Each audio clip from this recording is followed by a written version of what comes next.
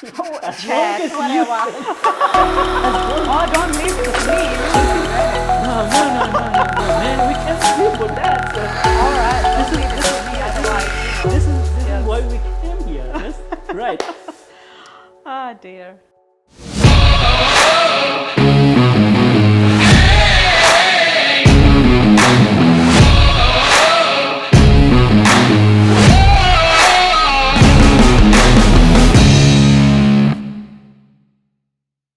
Hello and welcome.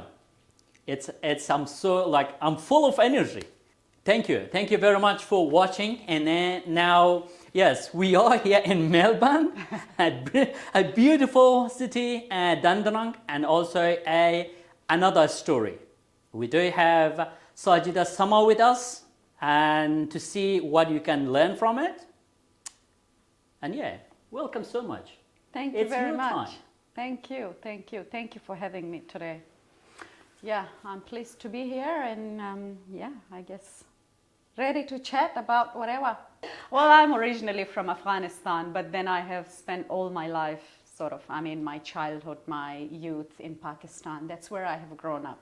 That's where I have gone to school and then came back to Afghanistan after the last fall of Taliban when the US took over. So by that time I was an adult and upon my return to Afghanistan, I was married, I was an adult, and I started working with the United Nations Human Rights Section in Kabul, Bamiyan, and started having this really good vision of humanity as an adult from there, working in the field with people, with locals, and then meeting the authorities regarding, certain human rights issues. Actually, so many human rights issues at that time when, democracy, or I should say so-called democracy, had just come to Afghanistan and we still had a lot of problems. So work was interesting, life was interesting, full of hope, new beginnings and all that. And I was in Afghanistan till 2010, from sort of early 2000s. And then in 2010, I got a scholarship and I came to Australia. So been to Australia since 2010, basically. And I loved Afghanistan. I wanted to live there, but unfortunately, life was very challenging. And as you know, especially, if you are a woman and you want to have a broader vision of life, life is even harder. True. And then being not able to actually practice human rights in its true sense, I always craved it. And I thought that, first of all, it's very risky, the whole security situation. And then in the meantime, as a person, as a woman, it was really hard for me to, keep going with the trend or what can I say, with the flow of life, basically, smoothly. So then I just started, looking my way around on just getting out of the country, unfortunately, and go somewhere to be able to further study and develop my career. Nice. And here I am since then. Yeah, and I have to again just a little bit move back. Yeah, so sure. you grew up in Quetta, Pakistan. Yes. So you went to school there. Yes. You studied. Mm-hmm. So tell us about your childhood. Oh, childhood was really nice. Luckily, Pakistan was, or Quetta was much easier place for refugees at that time, I would say. Poverty, of course, was there. We were really poor, renting houses or sometimes rooms around and, living with other families in shared houses and stuff like that. But the environment was really, really easy and friendly, and I have a lot of good memories from my childhood, from my neighborhood. Somehow, life functioned in that sort of limited resources that we had at that time. And also the restrictions on refugees were not as bad or as intense as it is now.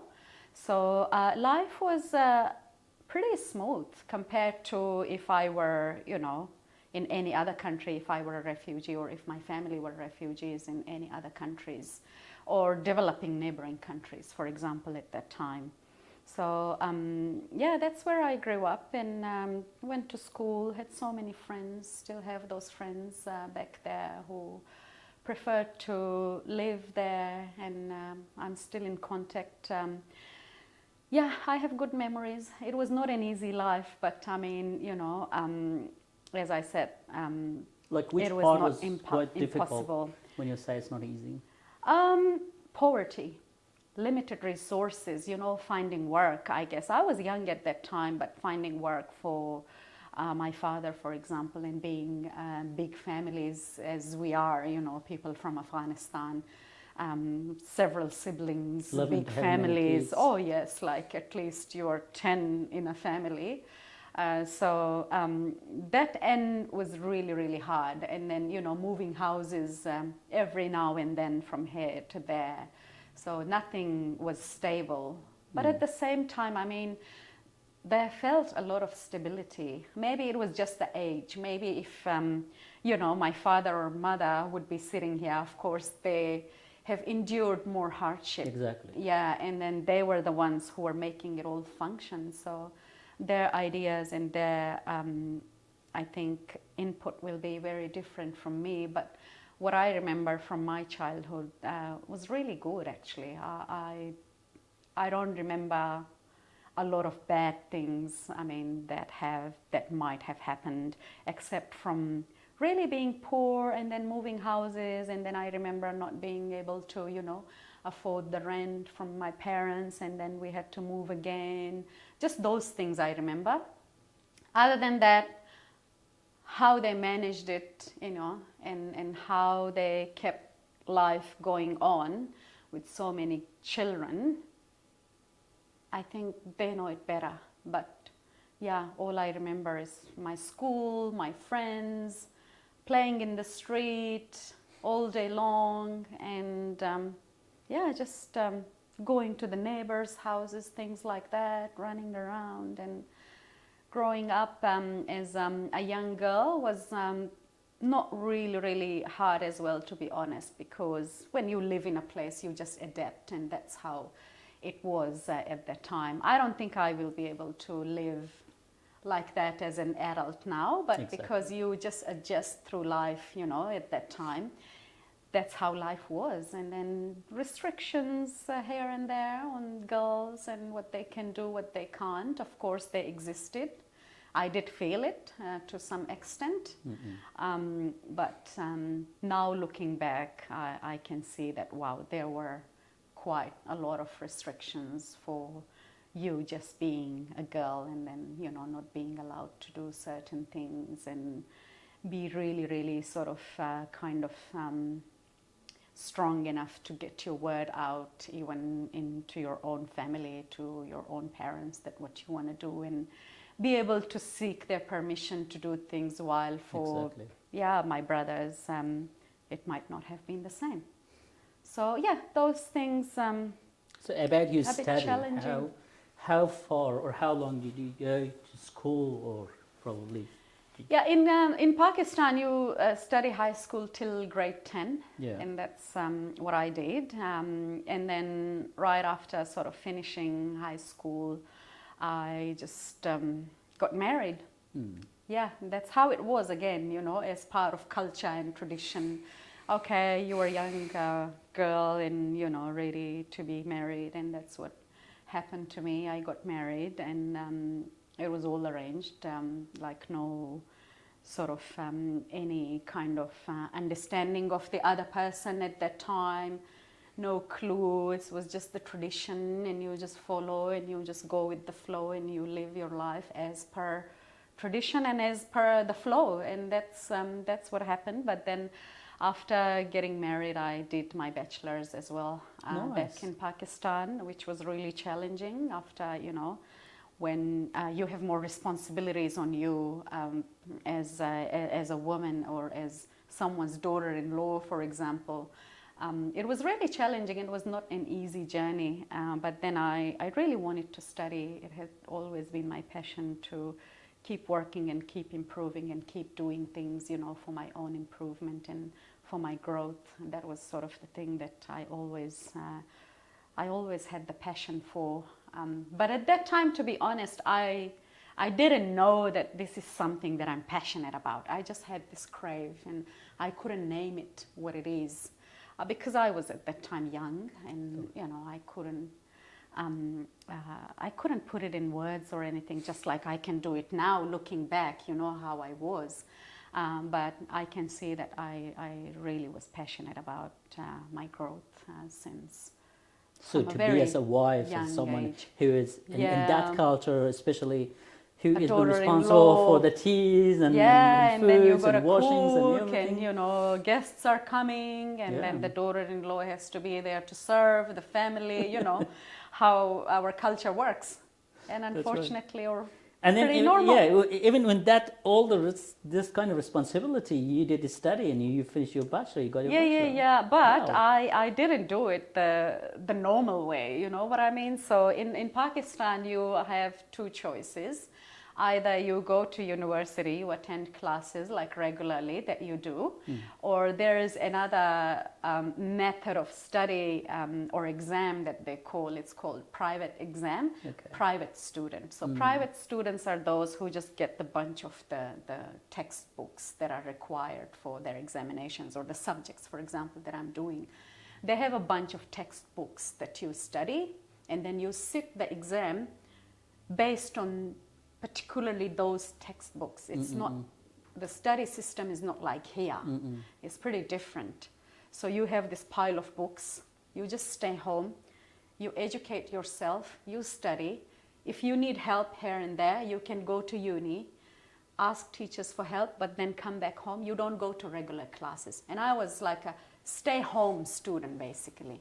And I only went out for sitting my examinations for those subjects. I just prepared myself at home. I was not going to uni on daily basis or anything like that. Wow. So because I was not allowed to, and there was a lot of responsibilities for me at that time. It was just because as being as a wife? Of course, There's the daughter-in-law. The responsibilities of the daughter-in-law in that, you know, sort of practice that happens and happened at that time. So I just sat the exam. I actually didn't go to uni physically, and that's how I did my bachelor's degree. And then, so you got your bachelor, and then basically from that afterwards, you moved to Pakistan. Yeah, I moved to Afghanistan afterwards. Yeah, from Pakistan, and then Taliban was defeated.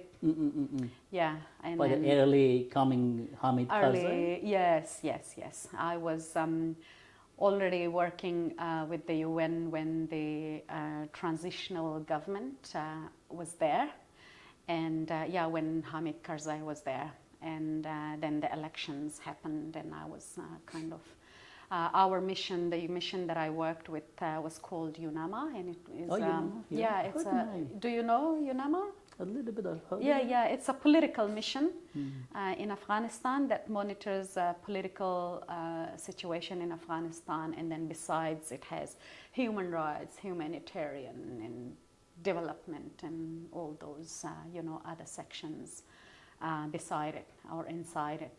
So I was with the human rights, and we used to monitor the whole political and human rights situation and do the reporting on the situation. I have a really unique question. Sure, yeah. That as an Afghan culture, imagine like it was, I think I guess 20 years back, right? Yeah. Working as a woman, as a wife. Oh yeah. Responsible. How's your feeling to work at office with basically with male and completely like totally different, yes. And then being exposed suddenly to the outside wider world as a woman, and not only that, but also working with the human rights section where You talk about gender balance, you talk about, sexual assault, you talk about all sorts of, crimes that had happened in terms of rape, kidnaps, running away from home for women and other things. Things like that were really, really new kind of, topics for me to be exposed to or to get exposed to. And then talking about those issues with my male colleagues who were also, from Afghanistan, it was a little bit easy, to be honest, with someone from another country, or my supervisor, for example, who was from US or from UK or, from New Zealand, for example. But then talking about those issues with your male colleague who is also from Afghanistan, there was a lot of, this kind of conflict, cultural conflict. It was really, really difficult. But I was really hesitant within my heart in order to talk about those cases. But then I stayed strong on my face. But then in my heart, I was so sometimes ashamed, because that's how you are kind of conditioned, in a society like that, that you don't talk about those things. And they are the things that are kind of always hidden, and just, people talk about it behind the closed doors, and that no one else hears or listens. So, and then coming out and then talking about those issues and cases like that was really, really, really uncomfortable. And then when you went to the authorities, for example, to judges, all these, big, older male, mostly Pashtuns, sitting in a court or something, or a commander in the Ministry of Interior, for example, sitting there, and then you as a human rights representative, you as an Afghan woman, human rights representative or activist, whatever you call it, you go and ask them questions that why this girl is, locked up for being raped, for example. The girl would be locked up as well, because she might have done something that has provoked the guy to have done this to her, And then that was the argument, like literally that was the argument. And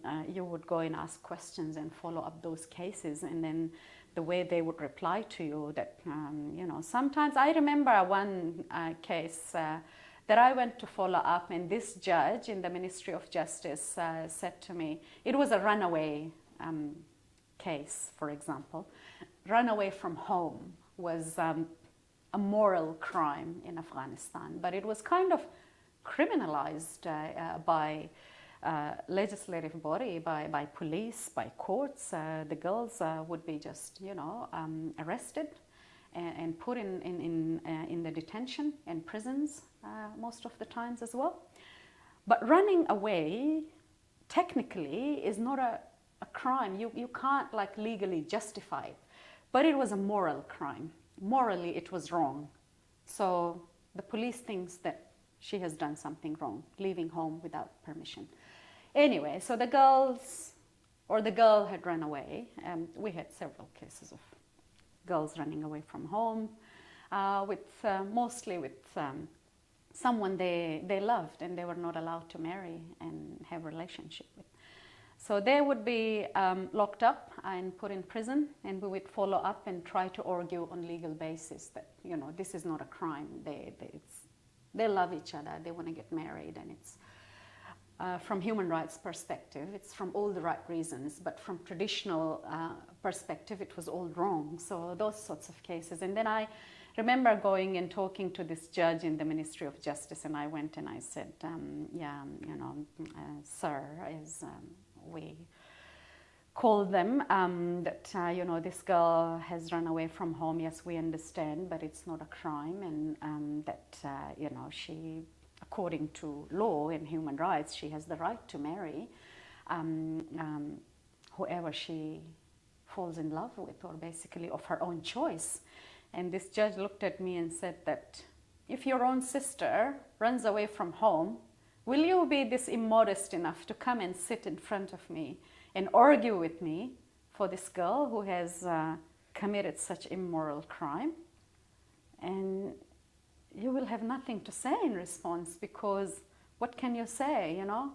They are the authority, and you can't just risk everything. You don't know what sort of authority they hold outside, you know, the ministry, and what they can do to you. So that's sort of the fear that I carried, not only the shame, but the fear as well in my heart through that work. You can't just push human rights hard enough so it becomes, you know, offensive to so many people.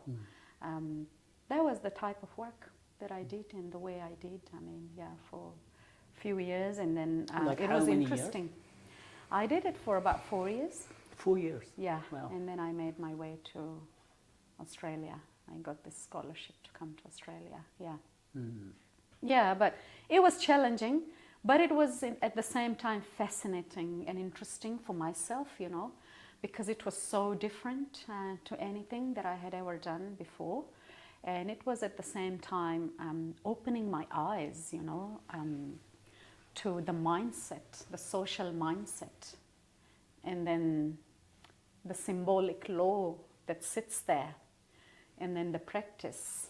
And they were all so contradictory to each other. I mean, it was really hard to marry them together, you know what I mean? It was really hard. But then somehow you had to blend them in your work, the practice, you know, the ideology, and then the law, national laws and human rights that the internationals had introduced to Afghanistan. So it was really, really intense and interesting and challenging. While you were doing your bachelor, sitting at home reading the books, while you're doing working with UNAMA back in Afghanistan, have you had something like what was your vision, or something that, oh, I want to become this, or I wanted to do this? Because we all have that. But so what was yours? Free. Yeah. So tell us more. Free. Free, like that was my vision. Free of simple things, not you know. Not be in a position to ask someone else whether you can go to university or not. Not being in a situation where you need to ask someone else whether you can go and visit your friend or not. You know, not being in a situation whether you need to ask someone else whether I can go out simply or not. Just simple as that. I mean, you know, not being in a place like where you have to ask about your life and seek permission from someone else for every single thing that you think you want to do and is right for you, and you want to do it, but then you have to ask someone else. Either that's your father, that's your brother, that's your husband. If you cross all that, then you have your mother, then you have your mother-in-law, or, you know, sometimes if they're not there, then you have to ask, I don't know, your uncles, like someone else. It has to be someone else who has to tell you, you know, how to live your life. And I was getting sick and tired of that life, and my vision was freedom, just free. Do what you need to do, and you don't need to bloody ask anyone else about what you want to do. That was my vision, and that's what I was looking for, and I was searching for a place like that. So when you apply for a scholarship, and you tell me the moment that you got approval, please. I applied for this scholarship. It was called Peace Scholarship for Afghan Women. It was funded by UNIFEM Australia. At that time, so there was this so-called peace in Afghanistan. Internationals had come and, you know, introducing human rights, democracy, parliament, new structure of government, justice and all that. So the support sort of had started for people of Afghanistan from first world countries, from internationals. So this was kind of part of one of those support things that we got from internationals, that there were scholarships announced for people from Afghanistan, and this scholarship was particularly for Afghan women. And then one of my friends, my very close friends, she actually worked with me in the UN as well, and then she found it. I was a married woman at that time. I had my son, who was about 7 years old, 6, 7 years old at that time. So she found it, she applied for it, and then she said, look, I know you want to apply for this. You want to get out and you want to, have freedom of your life, basically, and this is for you. You have to look into this. And then I said, look, I have my son, and I'm not going anywhere without my son. If I apply for anything as a student, it's only you. It's hard to apply, with your family, for example, so I can't leave my son behind, and all that stuff. And then she really, really encouraged me. She is in Australia now as well. She lives in Brisbane. I applied. I said, okay, and she encouraged me to apply. It's okay, just put your son on application as well, and then try your best. And then I did. It was 2009. And then she got it because she was, single by herself, and her path was much easier. She got it. She came to Australia in 2009. Mine was a little bit complicated. I had to seek permission from the family, go through all these traditional protocols that were there. And then I had my son as well that I had to take with me. So I applied for the scholarship, and then I put my son on my application. It became a bit complicated. First time it was rejected because, they said, we have run out of funding for the scholarship. We have taken one group, and then we don't have any more funding for the second group, for example, for the 2010 one. And then I just thought, okay, then that's it for me. But after a few months, they emailed me again, and then they said that we have some more funding available if you want to reapply. And then I was like, oh, there you go, these bulbs just, switched on in my mind, and I started working on my application again. And then I put my application through, put my son on it, and I requested this, the scholarship manager. She was a really, really kind lady. And then I explained my situation, and I said, I can't leave my son behind, and all that. So she said, don't worry, I'll try to help you as much as I can. But the policy of the scholarship is, of course, it's only for the student, the person who's coming for study, but I will try my best to help you with this. And she did, and my application got successful in the 2010 group.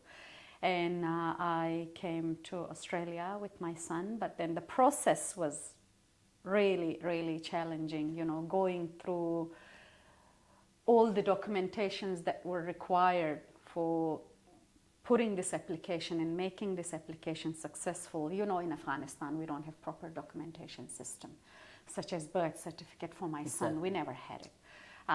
So a proper ID, except Tazkira, that does not even say your date of birth. For example, I had a handwritten passport that didn't say my day or month of birth, and my Tazkira said, 20-something-year-old of 2005, and according to the appearance of face, 20-something-old of 2005. And then they said, okay, send us the translation. And then your date of birth is this whole 2 sentences, 20-something-old of this and that, and it was so confusing. For the manager and for people who were following it up. So I had to clarify the documentation side, all the traditional restrictions, and things that I had to fight in the process. That's what I had to do. And then finally made my way to Australia. Yeah, it was a really, really challenging process. It was not easy. Really hard. When getting out for you is a big deal, and then you have to go out, follow up all these documents, go take the prints out, and then go to, because I didn't even have a printer at home at that time, so I had to go, all these, internet cafes and things that they call it. Go out and send your applications through there, and scan your documents to a particular shop, go there, pay them, and they do it for you that way. So every single thing was a struggle. Yeah. Tell me about your feeling when the time that you received confirmation. Oh, that, yeah, you got it. I froze. I froze when I got the email. When I saw the email in my inbox, I couldn't believe it. I actually waited for a couple of days to make sure, just to keep reading it again and again and again, that this says the right word, that your visa is being approved and you will be able to go and get your visa, like your physical visa from Islamabad. Yeah, and then I took a couple of days in order to process that news. And then I was like, okay, now what? You know, this is all you wanted. Whom did you tell the news first? Huh? Whom did you tell the news? Of course, my ex-husband. Yeah. Yeah. And then, okay, this is it. And I'm going. And then the biggest hurdle was again now, you know, all right, how am I going to get out? You know, because I didn't tell that I will be going and then I'll be going kind of maybe forever. I was following all this up, but then I kind of thought that it's never going to happen. I just had that I had this assurity and then fear in my heart as well at the same time that I don't know if it's going to happen, but I had the vision, of course, I had the desire and all that. That was another challenge to, you know, the battle of actually getting out of the country and getting out of the house and then announcing it to the whole family that you are going by yourself and that, you know, you were going to a strange country by yourself, basically. As a woman, that was a little bit of a big thing in that setup that I came from. But yeah, I made it after all that. So you got your confirmation visa through by email. Yes, and then yeah. you had to go to get the visa from Islamabad, which is based in Pakistan. Yeah. And then you came back to Afghanistan? And then I came back to Afghanistan, yes. Yeah. And then I came back to Afghanistan. I think at that time we were in Mazar-e-Sharif. And then I went to Kabul. I was in Kabul for a couple of weeks. And that's where my flight was from. Oh, okay. Yeah. And then when I came to Kabul airport, so my passport had this visa stamp at that time, you know, you had the physical stamp on your passport. So I had this visa stamp and then I had my son with me.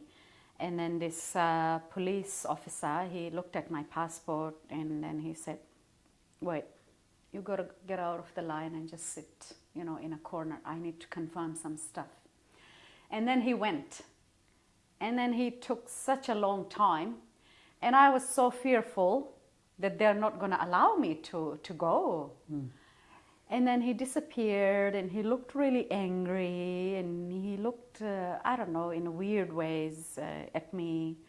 And I was like, oh God, no, maybe he's going to intercept me and not let me go or something, because maybe he's looking at me, it's me and a child, and it's like kind of my first, you know, exit from the country by myself.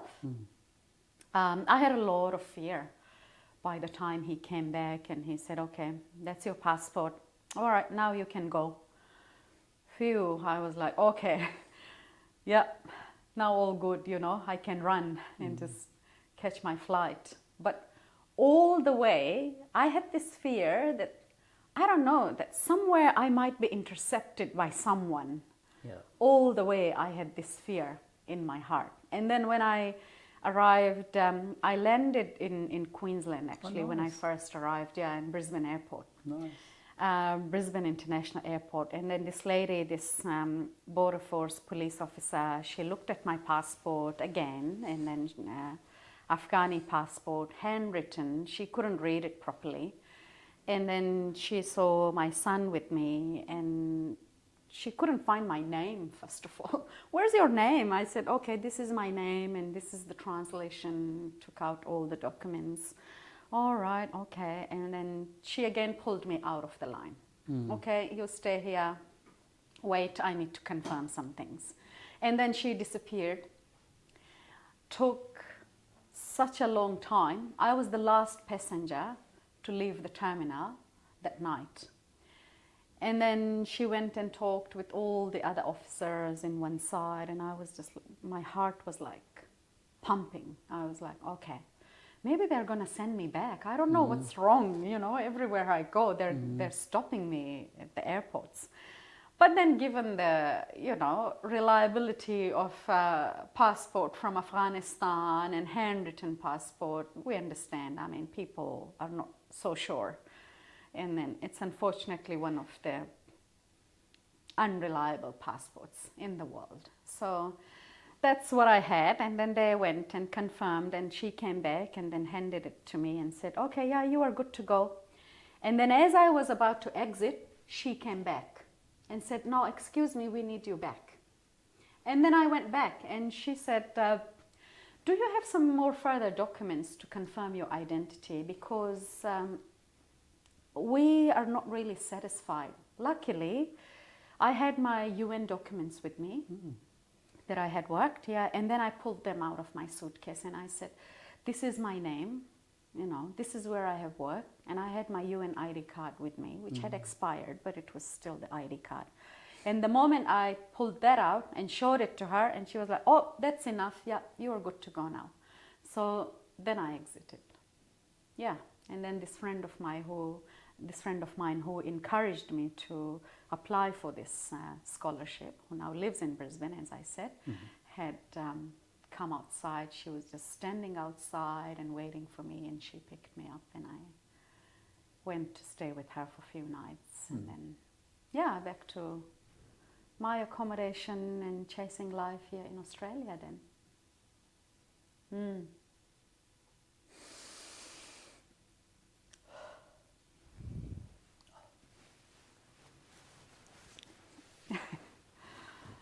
Is it really overwhelming for you? Looks like. I'm sorry. No, because, look, I hope editor should edit this part. Because this part is really just for me and for us. Why should people suffer? I know, right? That's what I'm wondering about. Like, why should people suffer? And my question mostly is that why should a woman suffer? Like, why? Why do you have to comply with everything that someone else has to say? Like, why? That's what I'm after as well. So, you know, I mean, that's not right, you know, as a... It's not fair. It's not fair. It's not fair. I mean, you shouldn't. It shouldn't be like that. It is wrong in the first place. But how unfortunate that we still practice it. You know, we do. I mean, we have really supportive families too. It's not that, you know, the whole culture is not good. But unfortunately, for majority of women, it is like that. It is like that. You know, it is like that, and that's so sad. So, tell us, you were a student. Yes. Student life start again? In Australia. In Australia. As a single mom. And a mother. Yeah. Yeah, and how you were dealing, how you're organizing, how really you're hard. going on. Really hard. Really hard, actually, because it was a new country, so different to where you have come from. Everything is just so new, first of all. I mean, the infrastructure is different. People are different. They don't speak your language. When I came to Australia, I thought I knew English. I knew English. I worked with internationals in Afghanistan. But then arriving here in Australia and then hearing this Australian accent, you know, English, I was wondering, oh my God, I thought I knew English, but I don't even understand what they're saying. And sometimes I would just pretend, oh yeah, yeah. Even though you didn't know? No. Had no idea. I mean, I would just say, oh yeah, or I just know, or something like that, you know. But then that was a challenge, and I didn't understand anything because I mean I came as a student, I came as someone who spoke English, but then there were so many other barriers, and then taking care of a child when you are going to be or you are a student. My son went on a student visa as well automatically because of my visa, but he was not on any scholarship or anything, so I had to pay for his school, which was really expensive. It was 2,000 and something per term that I had to pay for his schooling. And then by law they said that your child has to go to school. You can't keep a child at home at that age. They need to go to school. So I had to send him to school, to a public school, but then I had to pay for him as an international student, 2,000 and something every term. And I had some savings from Afghanistan that I had worked there, but I started running out of money. Yeah. And then I couldn't keep up with that anymore. And I was like, you know, this is not going to work. The scholarship was paid for me. I mean, it was paid for my studies, but the other all you know, life expenses, I had to cover them, and I couldn't keep up with that for too long.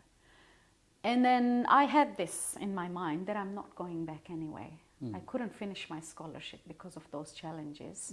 I dropped it, and then I applied for asylum. And then I went on a bridging visa, as we do as refugees, and then I waited for a couple of years, and then I got my permanent residency.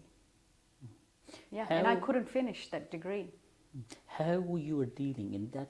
I just want, because look, the main thing is, the reasons I'm asking this question is because a lot of refugee, a lot of refugees who came from different countries, with Afghanistan or Pakistan or different countries. Yeah, yeah. And they got here with probably kind of a similar situation, because most of them, kind of all of them, they don't really know English. They don't know the culture. They don't know, Yeah, like a lot yeah, of barriers. yeah. Can't Yeah, find yeah, job, yeah, kind of yeah. like no transportation. Basically, they don't have a license or all this thing. But for you, even though you, like you said, you know, like in your mind, like, okay, one of the great things I know is English.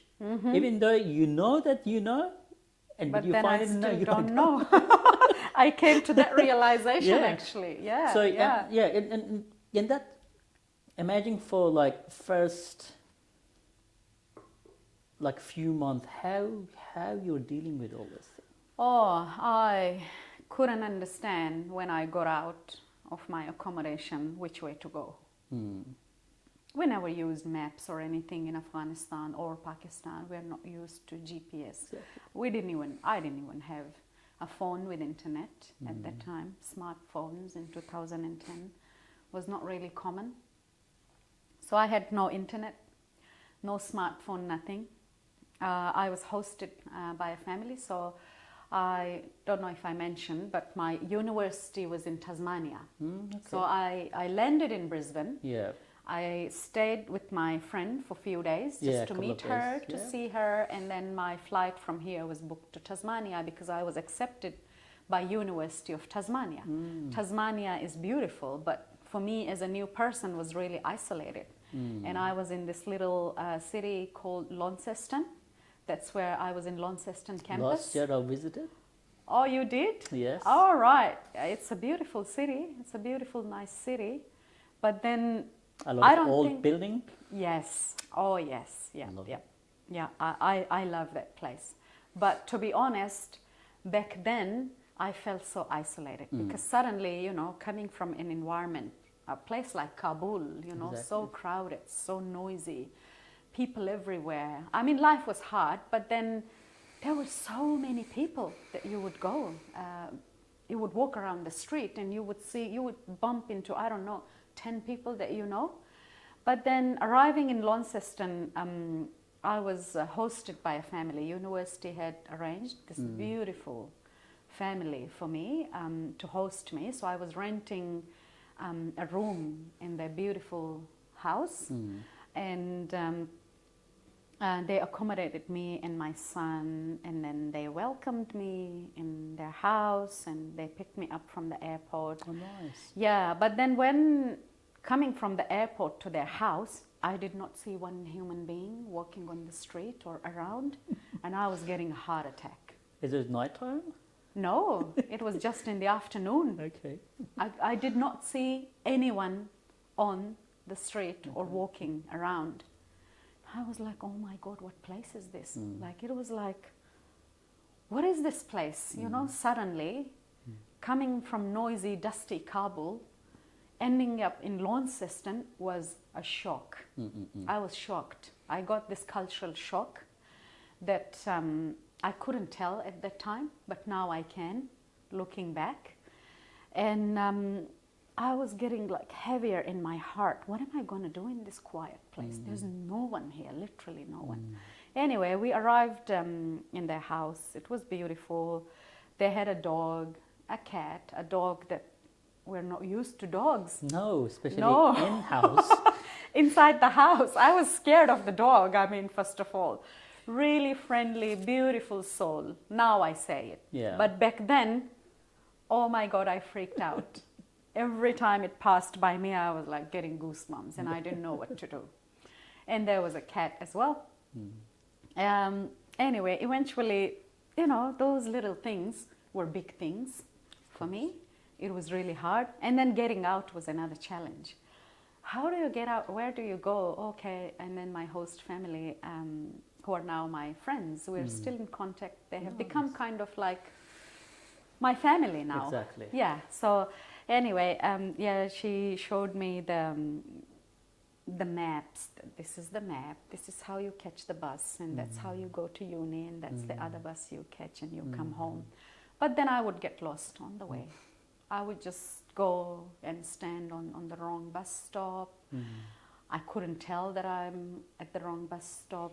And then I would go at the same bus stop where I was dropped off. I should have gone on the opposite side of the road if I wanted to come home. But I would catch the same bus and then go all the way somewhere else. And then I would just sit. And then I would see, oh my God, my home is not arriving. It's some strange place. You know, 30, 35 minutes have passed. And then I would go and ask the driver, where am I? And then I would tell the address and they would tell me, oh, you are going the opposite way. We will take you back on that stop, or you just, you know, hop off here, go on the other side of the street, take that bus, and then go home. And in that situation, like my son is at school who needs to be picked up, or if it was school holidays, he was at the childcare that I was paying for, like $75 per day for someone who's not working, who's from Afghanistan, and, you know, with very limited finances. And then I, as a parent, have gotten lost. And my son is in the childcare or at school who needs to be picked up. And I can't even sort out my way, you know. So that was the sort of heartache and the fear that I went through all the way until I found the right stop, the right bus, and getting off at the right place. How many times I have done it, I don't know. It's because so many times. The reason was that, you know, as a woman, you don't travel a lot. And your travel skills and sense of direction is not as good, you know. And me personally, I have this problem with sense of direction. I'm really not good with the sense of direction anyway.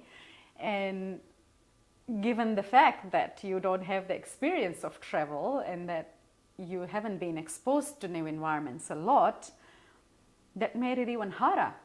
And then it took me quite a long time to just, you know, not get lost or getting caught in the rain with a kid, and then bringing your groceries and all that. Everything was a struggle, and I was getting tired, and that's when I was like, you know, I can't wait for quite a few years for this degree to finish. I was going to do masters in education, but I said I can't survive like this, and then I applied for asylum. So little things every day happened that was not easy. I have two questions, but I'm not sure which one goes first because both of them are quite interesting to me. Right. Go for both. Probably the first one. Once you arrived especially here in Brisbane for a few days. Yeah. What was the most shocking thing to you? Shocking thing in a good way. I mean, the shocking thing in a good way was everything was so shiny. Oh my God, coming from dusty Kabul, Yeah. you know, everything looked so clean and shiny. The dirtiest car that now I call dirty looked so new and shiny. Like, oh my God, it's just pinching my eyes, you know, walking around in the city. When my friend took me out in the Queen Street Mall, in those shops, we wandered around, and then I was like, oh my God, why everything is so shiny? This is just so beautiful. I've never seen anything like this. This is just so new. Anyway, and then I went to Tasmania, and next time when I was back in Brisbane, I don't know, it was 2012 or sometime, and then I said to my friend, please take me to that Queen Mall Street that we went together, you know, the shiny place. And it was not shiny anymore. I was like, no, take me to those shops, those shiny shops. Oh my God, it's the same street. And I said, oh, okay, maybe my eyes are, you know, used to this now. It's not shiny anymore. But that shine, honestly, has stayed in my mind. Yeah, it was like pinching my eyes. Everything was just so shiny. And then I asked my friend, take me to that street. That's where I want to go. And she said, it is the same street, my friend. It is the same. Remember this shop? And what she did, and she actually took me to this soap shop, Lush, if you know that shop. And then, because I was not convinced enough that this is the shiny place, my eyes were like immune enough now, I think, with the shine. So she took me to that Lush shop and said, remember, we came here and we asked the lady to give us all these creams that we tried on our hands, and she rubbed them on my hand to make sure that I remember that it is the same shop, it is the same street. And then I smelled and I was like, oh yeah, oh yes, yeah. Is it the same shop? Why is it not shiny anymore? Or not that shiny, you know? Then she laughed. She was like, you know, that's what I have been telling you.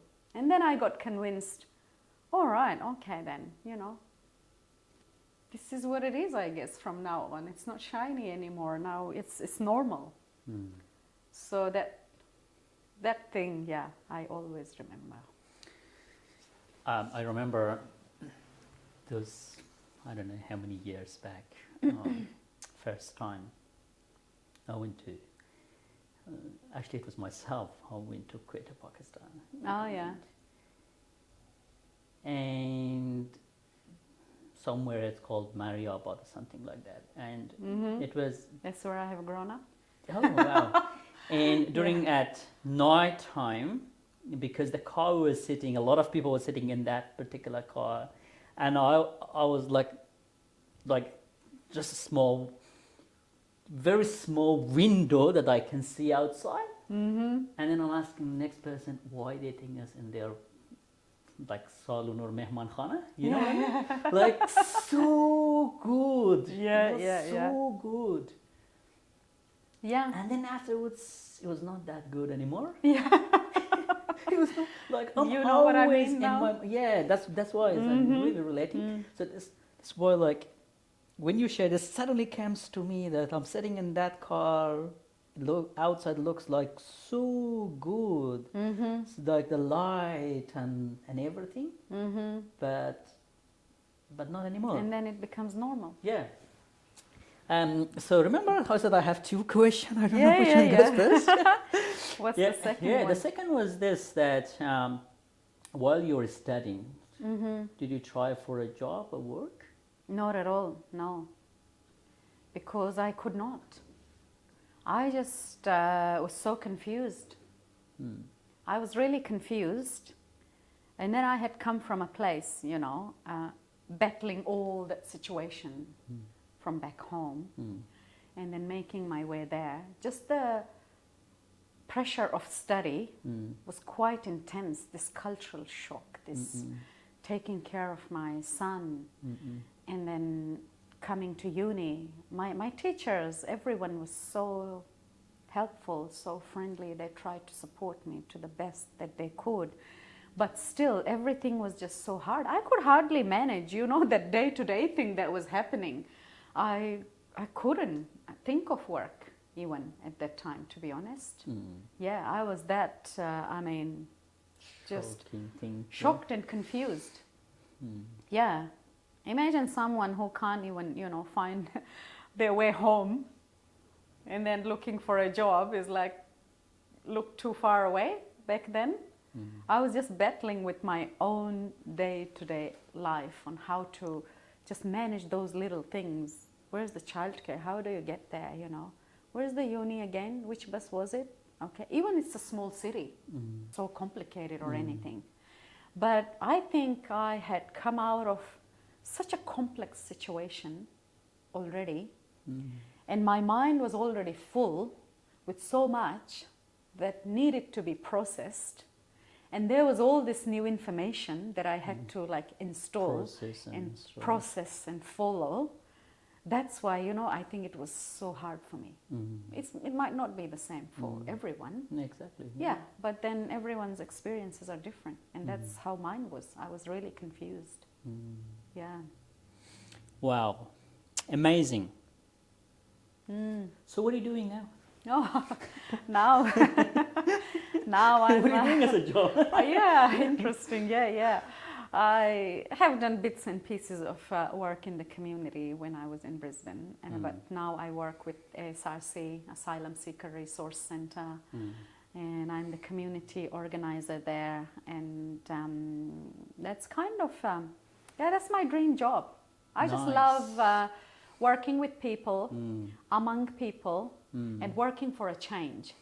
So this sort of job and mission totally serves the purpose and the cause that I have. Nice. So I'm at the right place with the right people. I'm with the campaigns and advocacy team, and we fight for social change. And social change and social justice is what I'm after. In whatever sector it might be, I'm in. Whatever relates to human rights. Yeah, any aspect of human rights, I'm interested to work in there. And that's what I'm doing at the moment. And I think I'm lucky enough to be able to actually do it. And I've actually gone back to study too now. Oh, nice. Yeah. So you're studying? Law. Law. Yeah. I'm okay. Well, I have been on a break for such a long time. It's a shame, but I'm an enrolled student at the university. I have only done 1 year of my degree. This is so encouraging for so many people that literally now watching. Right now, okay? The reason is I wanted to be clear. Look how far you came from.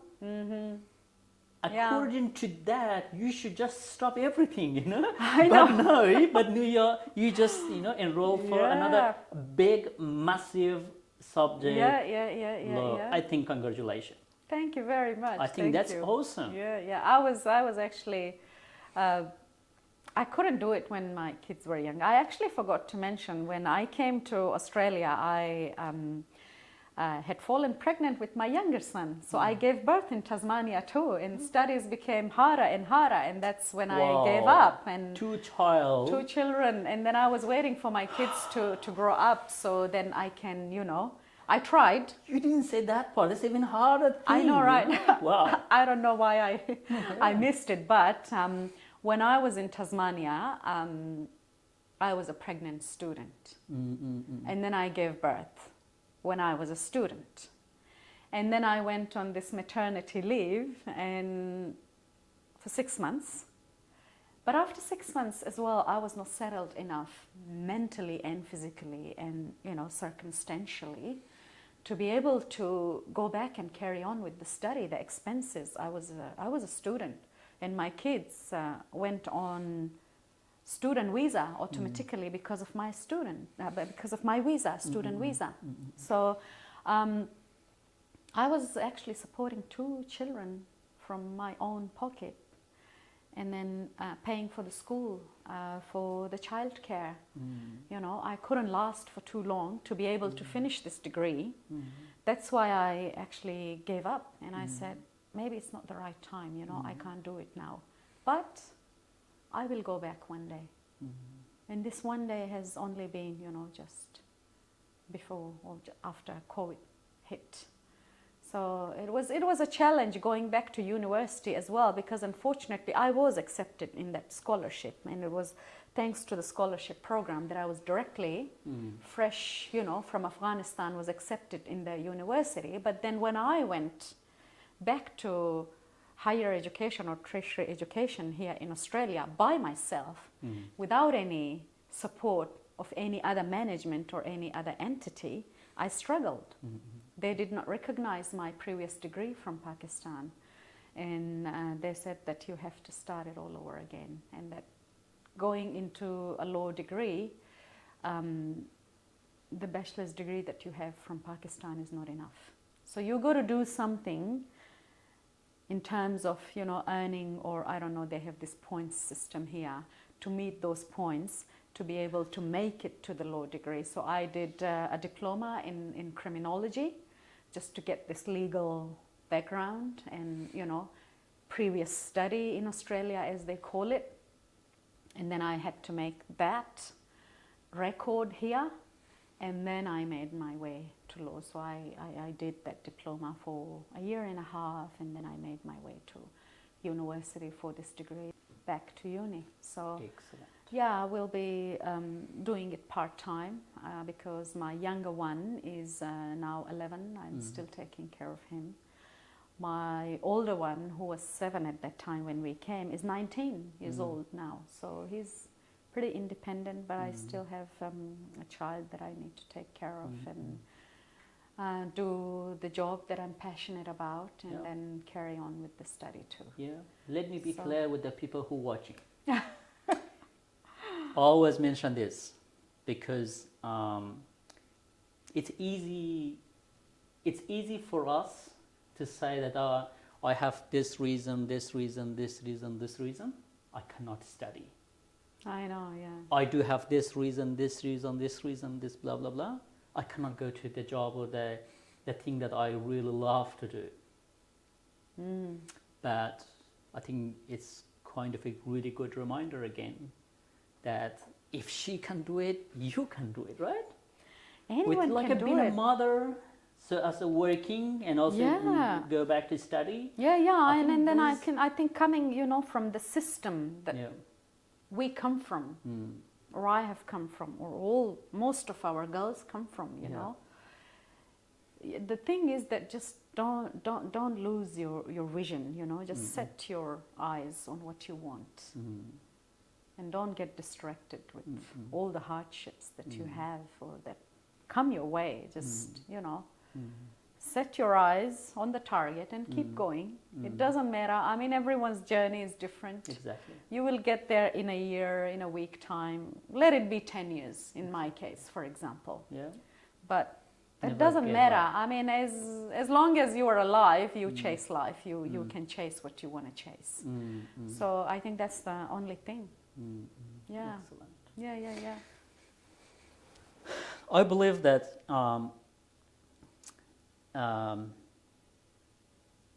life is always, it's just not like just straight. No. It's sometimes it's down. Imagine that you're back in Pakistan, the time that you're doing your bachelor. Like this time that, I have next exam, but I haven't studied, or I didn't have much time to do that. But and then you moved, you got a job with like UNIMA, and then you're proud, like I'm happy still, I've got a job as a woman, right? And then you're facing with all those cultural challenges, and then which is down. And I'm sure your family might be like, oh no, it's not a, probably, I'm just guessing, because we are good at guessing. And not good job for you, it's not suitable, Exactly. which means down. Yeah. And then you got your scholarship. The first day, if you even like, my mind is, oh wow, is it me? What I'm trying to say is, what are you doing when like things is not right? How you actually keep yourself up? How you motivate yourself? I want to ask this question. as a strong This, woman, you're really strong. You're doing a great thing. Thank you. Thanks. You know, we have this quote that I hear it everywhere. I don't even know who said it. They say that the good news is that nothing lasts. And also the bad news is that nothing lasts. So simple as that. I mean, nothing lasts, does it? The time changes and you can't stop the change. It will change. Nothing stays the same. Like, you know, law of nature, what stays the same? Nothing. You know, it's always, there are variations, changes that are happening, and we're no separate from nature. You know, we're part of the process. Our situation, our circumstances, every single thing is, you know, flowing in this process, and just keep going with the process. Things do change. They do not stay the same. But the thing is, I mean, you know, if you are caught up in a rip current, for example, you are swimming in the ocean, you are, you know, caught up in a rip. Just, you know, keep your eyes on the shore. Yeah, that's where you need to get. But at this stage, you are powerless. You know, in the safety thing that they say, the life-saving advice is that when the rip hits you, you are caught. Just stay calm and let it take you away from the shore. Just flow with it. Either swim left or right if you can. If you can't, just keep going. It will leave you alone, you know. At some point, it breaks and it's going to leave you alone. And then make a safe way back gradually, or just stay still until help arrives. Make your way gradually, float, float, float, float, float, and then reach the shore. Situations or hardships in our life are just like those rips. And you just have to stay calm and believe that it's not going to last. Because it has to change. According to the law of nature, it has to change, and it will change. Only if you believe in that process, you believe in yourself.